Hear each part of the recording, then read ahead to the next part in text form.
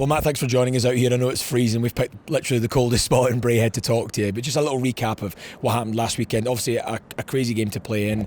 Just to recap quickly, have you ever played in a game like that, the Sheffield game on Saturday? No, I don't think I've ever played in a game quite like that, but obviously we were disappointed with the way it ended, and you can talk about how many goals there were, and the breaks that they got and the breaks that we got, and it's just unfortunate to be on the wrong end of it. But I think if you look back at it, you look at the video, there was ways that we could have prevented it by being better defensively as a team, so I think that's what you take from that game, that it got a little bit out of hand, and would have been nice to maybe put an end to it earlier in the game, and at 8-5 you think you're safe, but I guess just the way the game was going, it's just one of those nights. Obviously, the very next night, travelled into Coventry as well, and there was a change in goalkeeping situation there. So in comes Gary Russell. As a team, does that change the way you approach the game when your backup kind of comes in? Do guys go, look, we really need to protect this guy? I mean, obviously everyone's rated Gary, saying that he's a fantastic netty, but at the same time, he's coming into a game a little bit colder than normal. Does that change the way you approach a game?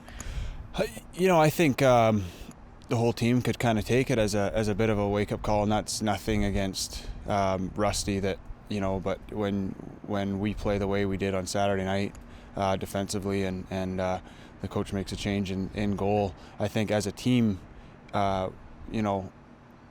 we should have, I think maybe obviously we tried, but it didn't happen. But you need to really, you bear down, and then the other side of it is you think about how hard Rusty works in practice, how positive he is on the bench, how positive he is in the dressing room, and he's always one of the first guys on the ice, one of the last guys off the ice, and so it's guys like that and don't get an opportunity to play a lot, but it's guys like that you want to play hard for and you want to do well for, and it's unfortunate the way the game went on Sunday, but obviously the guys know that he gave it everything he had, and I'm sure he would probably want to get a couple of those goals back too. I'm sure every natural competitor is like that. Doesn't matter what position you play, but no, I thought he did a great job, and it can't be an easy situation, especially after what happened Saturday. It can't be an easy situation for anybody to go into. Of course not, and it ended up being quite a frustrating, obviously, scoreline, as you said, but obviously there was an incident as well with yourself where you ended up showing a little bit of aggression there, dropping the gloves as well. Can you tell us a little bit more firsthand about what happened in that corner there, what you saw and how you responded? No, I think it was it's it wasn't like I was going out there trying to do that to him, and I think it was frustrating, and I know that I didn't have the game that I should have had, and the puck went down into our zone, and obviously the way I saw it was the guy took a run at Fritchie. When they're killing a penalty, typically when you're killing a penalty, you're not going that hard in on the forecheck, and I thought he took advantage of Fritchie in a vulnerable situation, and I think it was just frustration, and just kind of just tried to do something to stand up for a teammate, and any other guy on the team would have done the exact same thing, and it's just one of those things that I think obviously the whole weekend was frustrating for everybody, and there's really nothing we could have done besides after that, besides just come home, figure out what it is, that personally what it is that you can do better, and get back to the rink on Tuesday and get after it and move on as a team. To be honest with you, I think a lot of the Clan fans were actually delighted to see you do it. I think they kind of have been wanting to see that kind of motivation from the team, and I know it's not always apparent sometimes, even though it is there. I think they were just disappointed it had to be you that needed to do it. Is that something that's been kind of worked on now in practice? Has it been discussed, or that kind of level of competing, really, especially in their own zone?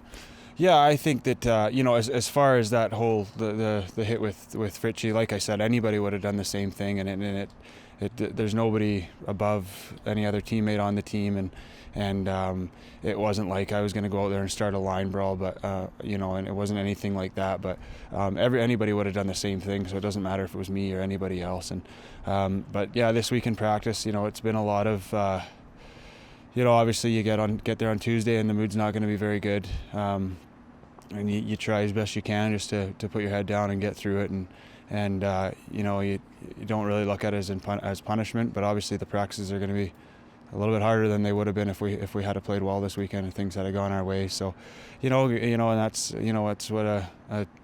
that's what happens with the team, and when you're going through slides like this, you have to bear down, you have to grind it out a little bit more, and it has been a big emphasis this week, just our defensive zone play and our compete, and it's not one guy, it's not two guys, it's everybody together all pulling in the same direction. And I think that we do have a really good group of guys and a really good group of, especially like guys who have been around a while that have been through this before, and I can't remember a season I've ever played in where something like this hasn't happened. So you put your skates on and you get back to work and be positive and find your own way to bring energy to the group, and things are going to turn around for us.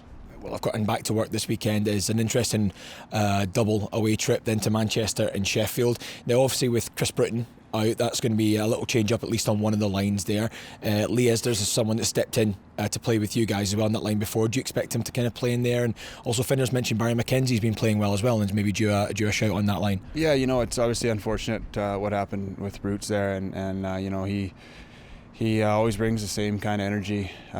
He works hard and brings the same compete level. So it's tough to not have him this weekend, but it's an opportunity for other guys to step up and yeah, like you just mentioned, obviously, as he's been here long enough, and we all know how much of an asset as he is, and he has that ability to jump onto a line and fit right in, and he's a good skater. He's got a good head on him, and he's got the ability. But then and obviously Barry McKenzie as well, and Harps too. There's guys that keep working hard. They bring it every day in practice, and it's an opportunity for other guys to step up and fill that void that's obviously going to be left without Brutes. Well, good luck with the weekend and safe travelling. Thanks very much, man. Cheers there.